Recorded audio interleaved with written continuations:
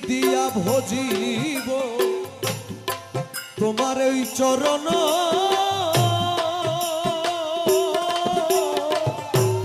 সাধন শক্তি আমার নাই ভক্তি জ্ঞান আমি কি দিয়া ভজিব তোমার ওই চরণ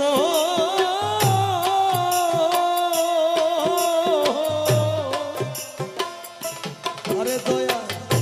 সাধন শক্তি আমার নাই ভক্তি জ্ঞান